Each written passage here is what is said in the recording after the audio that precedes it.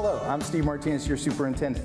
And I'm Yolanda Mayoral Falkenberg, Family and Community Engagement Coordinator.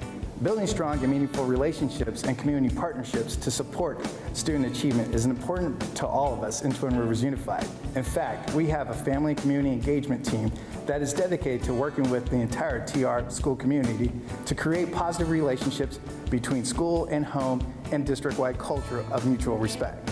The Family and Community Engagement Team, also known as FACE, strives to provide engaging opportunities for families and the community to strengthen learning at home and improve and enhance communication channels from school to home and home to school.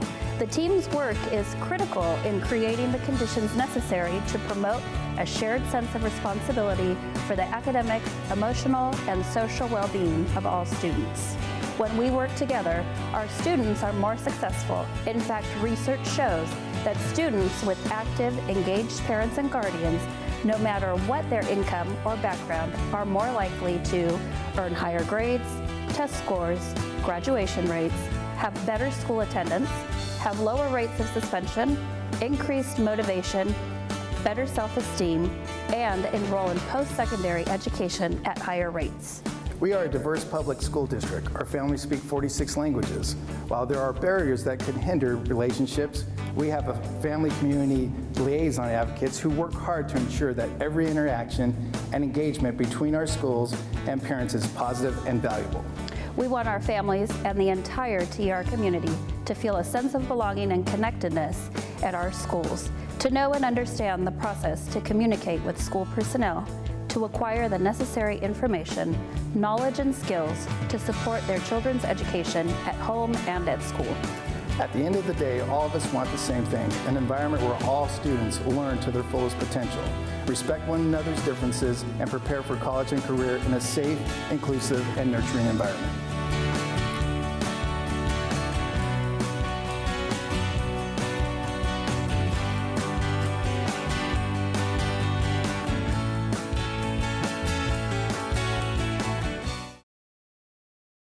How are you doing today? Are you ready for your appointment?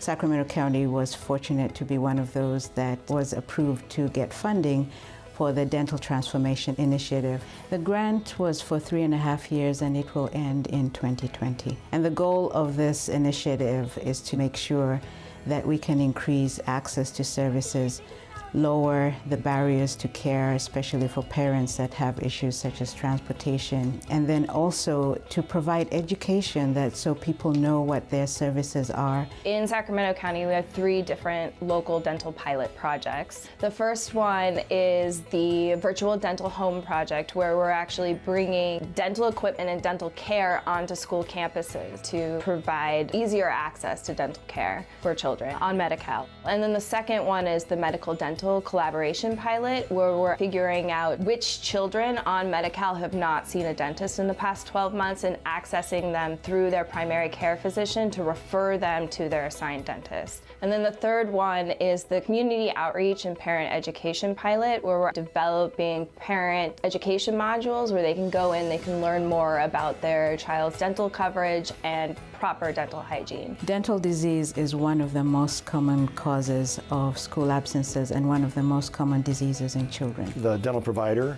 has a team that's able to go into the school. We bring in our equipment every single week. We set up a chair, a compressor, we have a computer, a portable x-ray unit. We go very slow and very happy, but we get a lot accomplished in one visit. And then they're able actually on-site in the school to collect dental records, such as x-rays and photographs and charting and all the other things that go along with that. A dentist who's not on site can actually review the records and make a diagnosis and treatment plan, and then the dental hygienist and assistant who's on site can do the things that are necessary to provide prevention and early intervention techniques and try and keep as many kids healthy on site as possible. It's no different than the care you receive in a dental office, except that we're not expecting the families to come to the dental office. We're bringing the dental office to the kids where they are. The paradigm shift that we're seeing is that we are no longer treating dental disease as something acute that we can treat at one episodic system or in one episodic way. We're looking to treat all of the dental diseases as chronic conditions, and that starts by being very preventively focused. Cleanings, sealants, and more importantly, education. The project that we have that is providing education to the families has several very important preventive messages. One of them is first tooth, first birthday. It's a chance for the dentist to educate both the child and the parent about how important it is to visit the dentist. Good dental practices start early. Preventative care is where it's at. This program is tremendously important to Sacramento County by being able to catch these conditions early, by being able to provide them all of the tools that they need to overcome these conditions very early in their lives is something that is invaluable. Without a program like this, that education aspect isn't there. The treatment isn't there. We're grateful for the providers that actually have bought on and actually implement this program in the school. And we're particularly grateful for the continued support from First Five and the Commission. Their emphasis on oral health has been a model for statewide programs. It really has taken off, and people are getting the idea that this is a way that we can actually turn the dental care system from serving only a minority of the population to getting back to actually being able to serve most people and keep people healthy, and reducing all the costs and neglect that take place when you don't get to people early. This is the heart of public health, being able to optimize services and optimize health care for people, and also provide education so that people are able to live happy and healthy lives.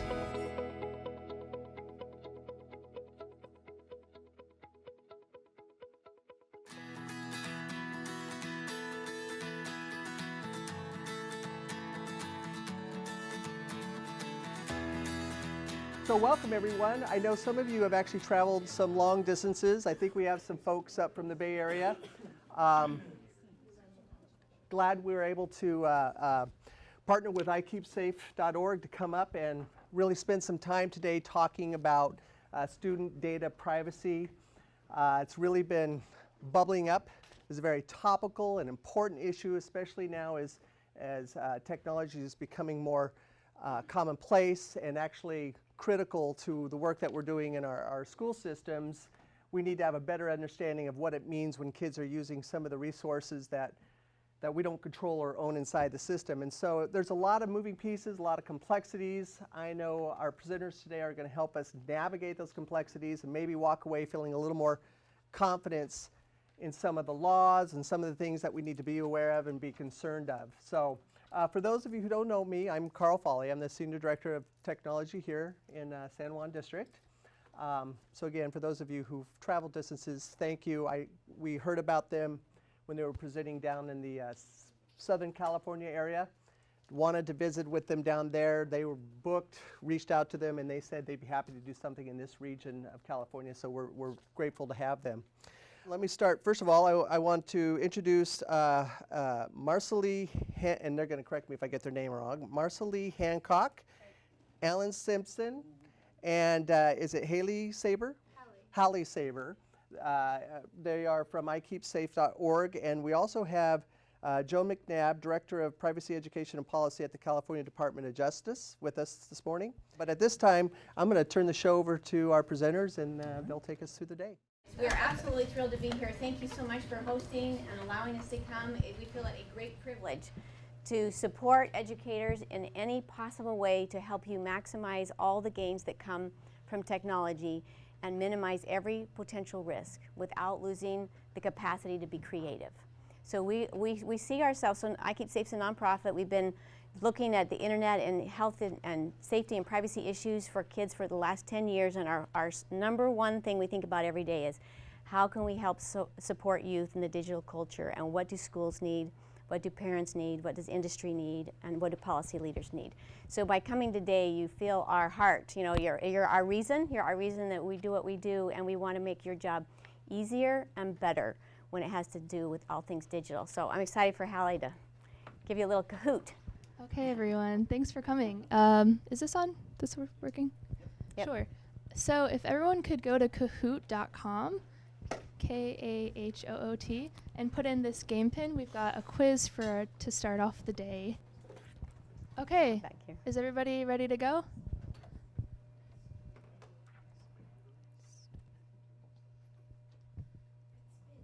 What % of parents expect college and K-12 classrooms to go digital by 2025? Does anybody know? So you will click the shape that corresponds to your answer.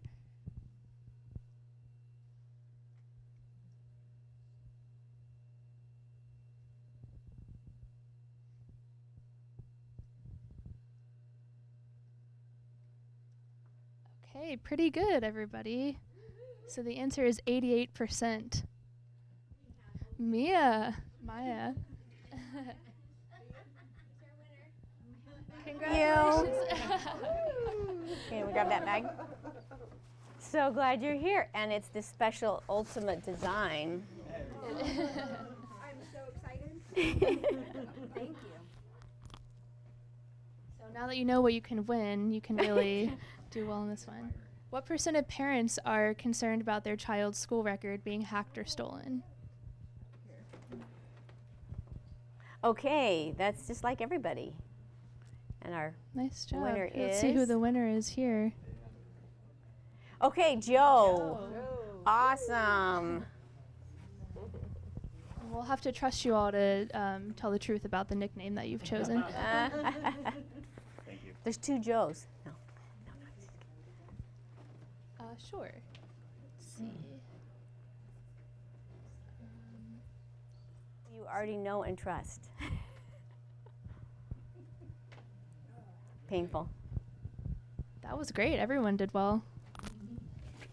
But who was first? Yeah. Joe. Wow. Okay.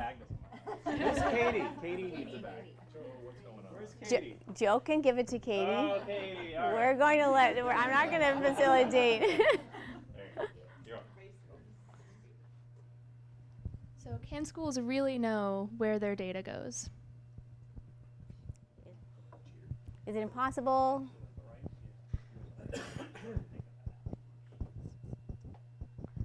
Okay. Yes, it is. It is possible, and that is what we're going to talk about today. Okay. All right. Now, actually, now we know who's good at games. Video games, World of Warcraft. Actually, I cook you can, probably 3 times a week with kids. Okay, so that would be it. So you can distribute that to your. Okay, awesome.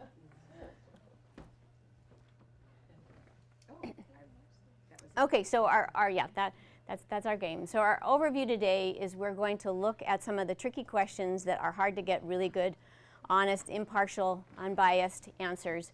We'll do an overview of the policies. We'll look at some programs that can support them, so you're not feeling totally by yourself. We'll look at systems and some things you can put in place with technology and also with human behavior. Then we're going to have lunch, Italian, with salads. So we'll have vegetarian and non-vegetarian, but we don't have gluten-free except the salads for the gluten-free folks. And then we're going to make sure you have plenty of time to ask questions, particularly from the Attorney General's office, which is really helpful when you are wondering just about perspectives. Knowing in advance that there's no way to do absolute yes and no questions when we're talking about policies. There's always a set of variables. And then we're going to spend some time on incident response so that you feel much better prepared to communicate with your parents, with your board members, with everybody in the school system about data privacy, and about what you're doing and the great work that you're doing, because it just helps everybody's blood pressure to go down, and everybody's glad to see all the kids go in and have them log in and plug in when they feel like the gatekeepers at school know what they're doing and there's a plan in place. So we'll spend some time on the incident response. And so it's about how do we thrive and how do we help prepare our youth to live and thrive in a digital culture. What does resiliency look like in the digital culture? What do healthy relationships look like? And where does privacy fit into the big picture? So I just want to spend a couple of minutes and share with you the evolution and sequence of online issues and anxiety over, go ahead, who's clicking? Okay, if you wouldn't mind. So I'm going to just start. This is my dad, a doctor. I grew up in the desert in the Arizona Southwest. Next slide. And in the desert, it's just a different environment than where it rains. And there's a lot of things you have to know to live and thrive. And my dad was always If you get out of that car in the middle of the heat on a summer day, you have got to know how to live. You have to know how to absolutely survive. You've got to know about hydration, your body temperature. You keep low. You find the shade. You do not expose, you keep your shirt, your arms and legs covered. You cover your head. He gave us all these how to survive. But then he not only taught me how to survive and live in the desert, he also taught me how to, how to actually grow. And it's different, right? Learning to survive in the desert is different than learning to survive and then be productive. So it's different concepts, but you can't get rid of one. You can't quit forgetting how to survive in the desert, but it's a different experience, and you have to have different skills and competencies. So the digital world is a new environment, just like the desert. And just how every now and then, and it happened almost every year, someone, usually from the East Coast where it rains all the time, their car would overheat. This was in the old days with radiators that weren't all automated, computerized. A car would overheat, and this, usually it was young college-age kids. They would think, oh, we're just going to walk to the 7-Eleven or whatever and get water or whatever. They just thought they could walk across the desert. And sure enough, within a couple hours, if they're in flip-flops and a tank shirt, tank top, and total full sun exposure, there's no shade. There's no shade. And sure enough, really tragic things happen because they didn't understand the environment. So in the digital space, because it is an environment, we have to just see it through that lens. So if we're going to grow in the digital space, if we're going to grow, we have to know what are we dealing with. So when you're planting soil, when you're planting the ground, you have to think, okay, what do I actually have? What's my pH? Is there any organic matter? You have to think about exactly what's my current environment. And then once you get that field ready and you're ready to roll and you've got your little tender plant and you put that plant into that dry ground, you have only a little period of time before what? You've got to get water. You absolutely have to have water. And then we repeat this process of 2 steps, and we're going to do the same thing in the digital space. It takes both sun, it takes exposure. Kids have to be in the digital space to know how to thrive. But it also takes water, which in this analogy is going to be the protective measures that we continually have to manage. So you can't just water once and you're done, and you can't give them light one time and they're done. It's this continual process. And by following this concept over and over, you get the ground ready, then you bring in the water and the light. Consistently, you have fruitful fields in the desert, and you're thriving. So in the digital space, we have this high density environment. So throughout history, when you put a bunch of people and valuables in one place, what do you also get? Crime. From the beginning, before the Romans, Egyptians, before, whenever you have the high density populations, you're going to have crime, especially along the highways. So there is huge value in moving ideas and commerce and valuables from place to place. And that intersection of where people connect, that's also a very target-rich environment. So the same thing happens in our cyber superhighways and our cyber cities. So we just have to recognize wherever there's really great stuff, there's also people who are focused all the time on trying to exploit it. And in the digital space, it means we end up with, you want to just click on my next slide for me? I think you just have to put the cursor over. Okay, the first 3 things. So yeah, the very first 3 things that happen when you connect a superhighway and a cyber city is you're going to get cybercrime, exploitation, and radicalization. Like every time, within 1 second, because that's just what happens. It's a big, giant global network. And so we have to, just like we have to survive in the desert, we have to be able to respond to these 3. But these 3 are not the big picture. The big picture is, how do I grow? So for children, it's what do we do on this end to protect? But then how do we keep the sun coming up every single day so they are in the environment and they're growing and thriving? So next slide. Now we have our superhighway and our digital highway. We're going to put our child into that cyber city. And so what are the things we need to think about? So we have seen this over and over, and I've seen this in countries in Asia and in Europe and in Africa. it's going to follow a set pattern, because each time you connect either an individual or a population to the web, the same thing happens. They have to deal with what? You plug in and you have cybercrime, exploitation, radicalization.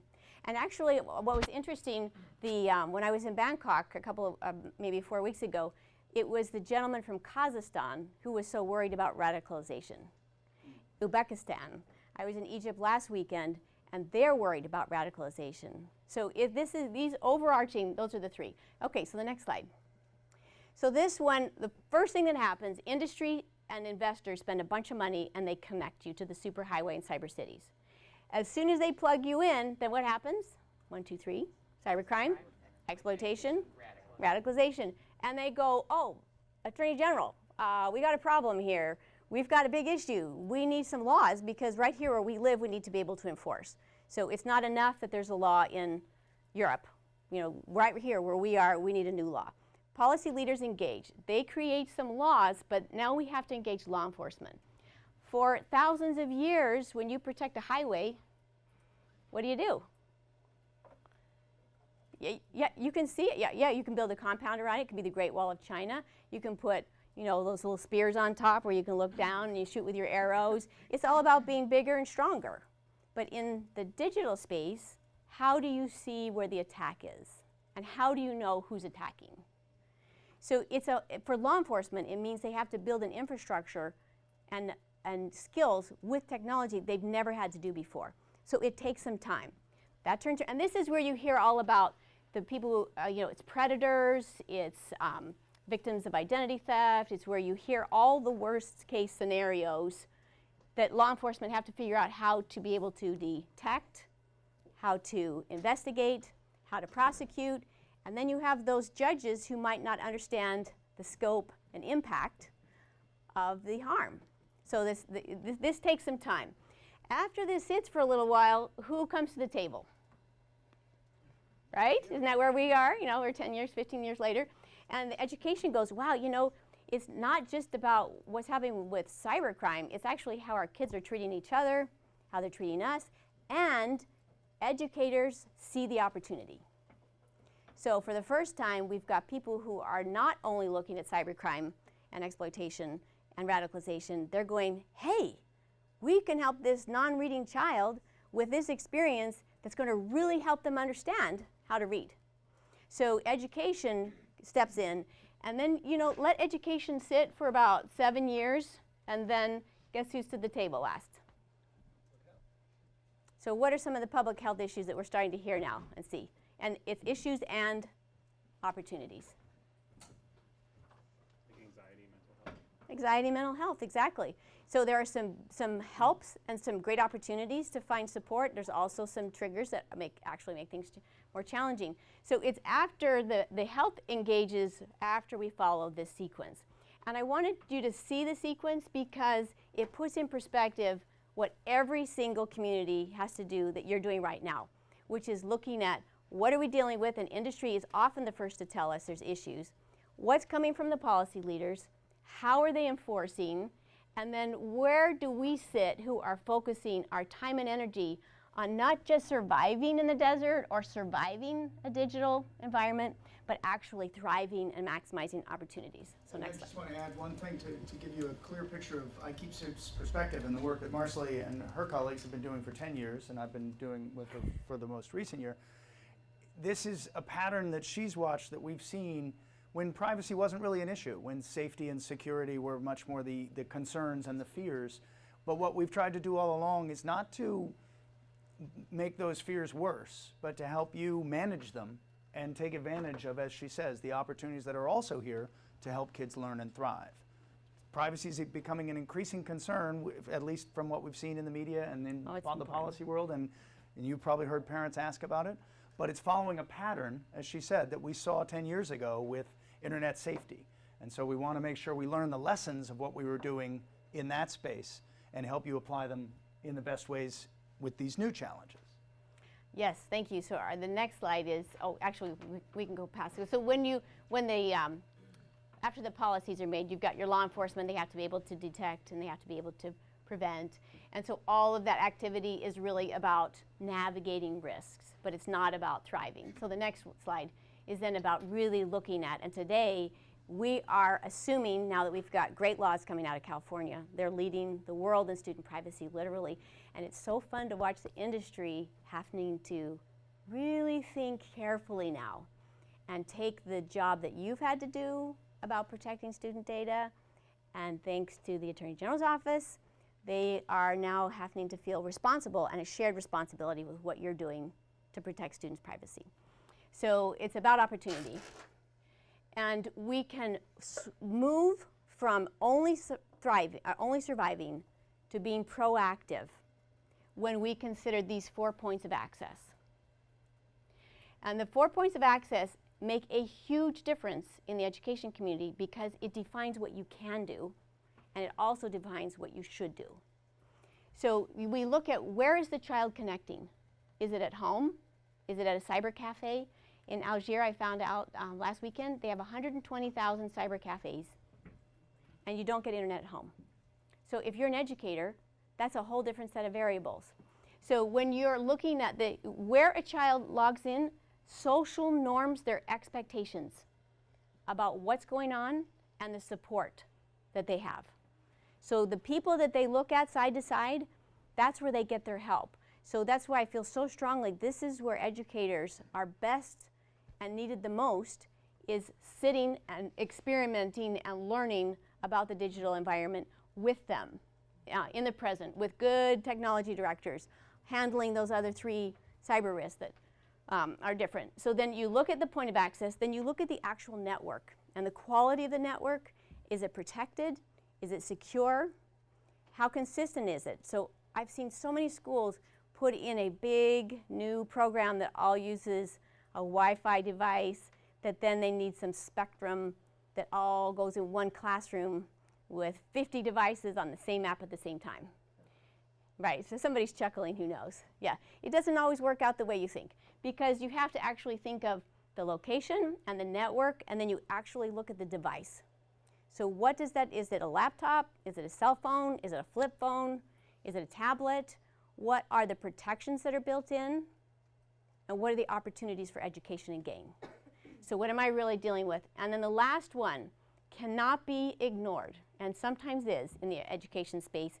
You feel like you've got a great technology director, they're already filtering for spam and all sorts of other cyber risks. You already have a lot of protection in place, so we can just put anything on we want, right? But is the application itself, to whom does it share its data? Who created it? What's the goal? That's the role. So you have to think of all those 4 points of access. When you do, then you've done your homework on the surviving side, on the risk management side. And you've moved the needle into the thriving side by being able to identify specific opportunities which each have those points of access. So I was on the phone this morning with Glenn Warren and Encinitas, and they have some big issues with equity of access because they have a one-to-one program, but not every child has Wi-Fi at home. So how do they navigate that?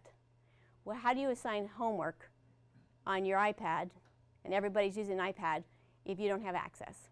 So that's why these are your 4. There's not 5. Those are the 4 points of access. Thank you. So this is where it's the fun part. We've done our homework, we've managed our risks, and then iKeepSafe has looked over the last 10 years, what is that thing that you have to know? In the desert, you have to know about your body heat, you have to know about water. What are those few things that you absolutely have to know? Or, and here is our criteria. It ends up in a civil case, so you get sued, and it's either schools or a child, a youth, or a criminal case. So what's actually showing up in the courts? And the second one, the other side, is what shows up in a mental or a physical health clinic? So basically, what could create a mental or physical breakdown? Because we just wanted to know what's the basic survival pieces. And when we gathered up research that cybersecurity experts were doing, what digital literacy experts were doing, what health experts were doing, and we listed it all out, and we could put all of our various diseases or risks. we could address them with 6 core critical competencies. They are necessary. They're not sufficient. They create the foundation, the difference between reactive to proactive. So I'll give them to you quickly and then we're going to end on privacy. So they make the acronym be a pro, but the first is balance. So what you do on and off, when you're doing it, the impact on your health and wellness. The next one is ethical use. Do you understand your rights and responsibilities as creators and consumers of content? How are you treating others? What's the impact on your life? Next one. Your relationships. How do you treat each other? How do you teach your teacher with digital technology? What's different about technology versus offline? Is there anything? You know, there's a couple of things to know about that one. And then the next slide, I'll tell you later in the day. And then reputation. So unlike my day when I did stupid stuff, my kids will never know. They do not know. My kids literally think I was born a mother. They cannot, first of all, I can't imagine me being a teenager ever, because I'm so mom. And they'll never know because we just had landlines, right? And they had cords. We couldn't even imagine getting in a car and driving around with our phone because you'd have to take the cord that we used to try to get as far as we could into the closet so we could talk privately, right? Okay, so reputation, everything is, and then that brings us to privacy and security. So these 6 core areas, balance, ethics, privacy, relationships, reputation, and online security, those are your 6 core. You cannot miss one. You can't. And we see when people are creating curriculum or they've got, you know, things that they're recommending, it's almost never that all 6 are represented. So if when you're thinking about putting a child on a device in any of those 4 points of access, you're also thinking about how do I model good skills and competencies for this child to follow because I am social norming for them, their expectations about balance, ethics, privacy. I say balance and it's like, can you see my guilt? It's so hard to balance. It's so hard to balance technology. Okay, so the last little piece about privacy. If we were to open our laptops and turn them around and just hit any piece of software, particularly if it's a like a search, any search engine, your digital internet experience is different because the entire engine of the internet is built by industries finding exactly what you want on a whole host of topics. So what you do, if you play games, what games? If you Pinterest, what do you pin? If you purchase, where are you purchasing it? What are you purchasing it? When you write, when you send emails, what you write to your friends emailing, what you put on Facebook and Twitter and Instagram, Snapchat, all of it is gathered up by companies who the entire evolution of the web has been because we want to give you just what you want, right when you want it, which can be a very good thing for adult consumers who want healthy things. But let's say it's a 13-year-old who is struggling with eating disorders. So she's searching and looking for various topics. Maybe she's writing a school paper about eating disorders. Maybe she's, you know, the more she searches or the more she reaches out, her internet experience and the ads that come to her are going to be different. And they're going to show up in a million places. My daughter got married last year, and I keep finding the cutest dresses I would have bought if I had seen them because they keep coming to me on all these platforms. And it's not just when I'm on Amazon, although it's like fatal now. I even hate to go on Amazon. Oh, that was so cute. I click. And I never did that before. But the more targeted the ads are, the more the potential impact when you have fragile youth who maybe they have drug addictions or drinking problems or, you know, there's just a million hosts of ideas or things that are different. And if that is exposed to the web and tied to that child, it's going to follow them and follow them and follow them because their web experience will actually be different. And so that's why it's so important for us to recognize that we have a role to protect a child's childhood so they can search and create and experiment and share in a way that some things are kept completely private and some things that they choose and you choose with them can be open to the whole world. But it should be thoughtfully done. And for us right now, one of the hardest things is just having that confidence that you actually can know where your student's data goes. You can know. I thought maybe it wasn't possible, but now that I have seen assessments and walked through those questions that every attorney who's checking off boxes, you actually can know a little bit of homework, and we can feel confident with educators that we can keep track of students and their needs, but the global web is not going to track the needs of your students and change their web experience because of it. So that plays out in so many areas. Okay, I think that's our last slide. And so I put repeat up here because in the digital space, what we do once can be repeated and repeated and repeated and repeated. So that's one thing we have to think about. But also, we repeat our sunlight, which is that exposure and practice over and over. We get kids on technology, we social norm because we're with them, and then we also do the water. And what was our water? Protection. It's the risk management. It takes both. You can't do it once. You can't have a workshop once. You can't have an assembly once, or you can't have one teacher in one class being the ones talking about how to thrive in the digital space. It's a culture of skills and competencies that we're going to learn. We didn't have to know it because when we grew up it wasn't an issue. But you're here now, and we'll all figure it out because we care about the kids. And they need us to do it. Learning to be ethical, responsible, and resilient for our youth will never happen by accident. And they're not going to learn it from the industry partners who drive the web. Right? They have to get it from us. So that's why I Keep Safe, that's why we're grateful for the Attorney General, that's why we're a nonprofit, is so we can help grease that experience on the track. So we've got good data opportunities and good data practices coming from schools and good opportunities coming from industry.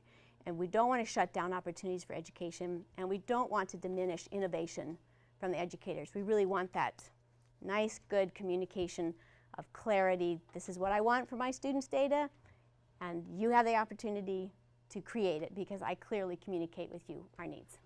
Okay, I think we turn it over to Joan. I want to just Oh yeah, pick up that's on right. a few things first, and then we'll dig in on California.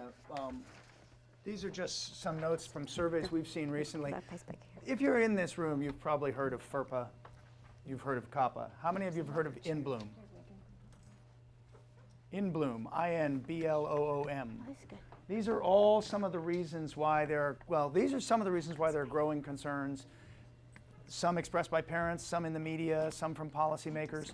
But some others, InBloom is another big one, at least in the education space, but so is Edward Snowden, and so is the NSA. I mean, there is so much, as Marcia was describing, there's so much going on with data right now that there are a lot of parents and users who are increasingly aware that all this technology that we use involves using a lot of our data.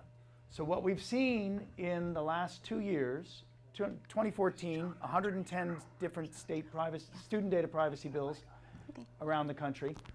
This year, not even done yet, but only 4 states haven't considered new student data privacy bills this year. They're also building on what already exists. COPPA, the Children's Online Privacy Protection Act, is what now, 1998. The rules were just updated a few years ago. The basic principle behind COPPA is fairly simple. You shouldn't collect data from a kid under the age of 13 without their parents' permission. But how that gets played out in a world of apps and online technology, I mean, one of the ways that I explain COPPA to people is that people who've never worked in this space, educationally or otherwise, and they've never heard of COPPA, I ask them, have you ever noticed that Facebook, when you try to create a Facebook profile, it asks you how old you are? Or when you try to create a Gmail account? That's because of COPPA. Now, that's not what the law was designed to do, but that's the way that industry basically responded. If we can't collect kids' data under 13 without parents' permission, and getting verified parental permission is complicated, we'll just say, as part of our terms of service, kids under the age of 13 can't be on Facebook, Twitter, et cetera.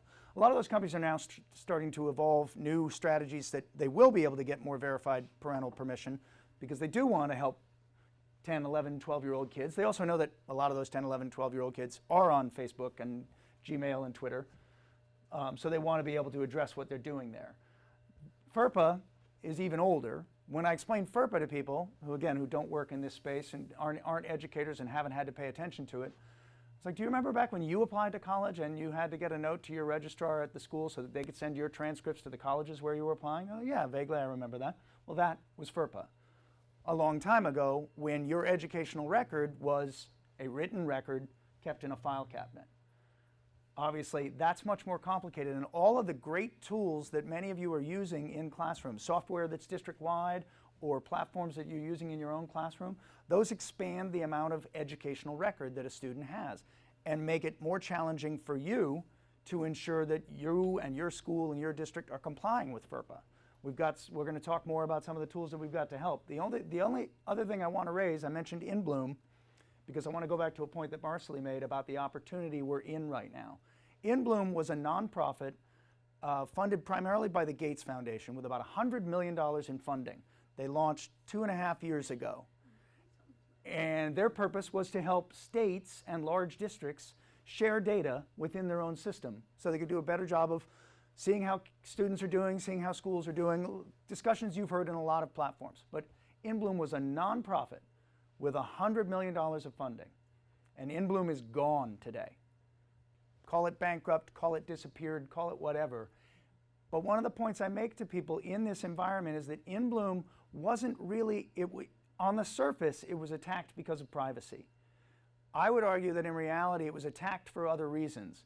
Some people don't like standardized testing, some people don't like Common Core, some people don't like the Gates Foundation. But there's no question that they used privacy as a weapon to make other people more afraid of In Bloom. And there were several states that had signed contracts with In Bloom. Several large districts, including New York City, had signed contracts and partnerships with In Bloom. And they all got frightened by the amount of parent concern they were hearing, and they all backed out. So the reason I raise In Bloom as an issue is that I live in San Francisco, Marcely's in San Jose. We talk with a lot of companies in Silicon Valley every day. 5 years ago, it was very hard to get them to pay attention to COPPA or any other privacy issues.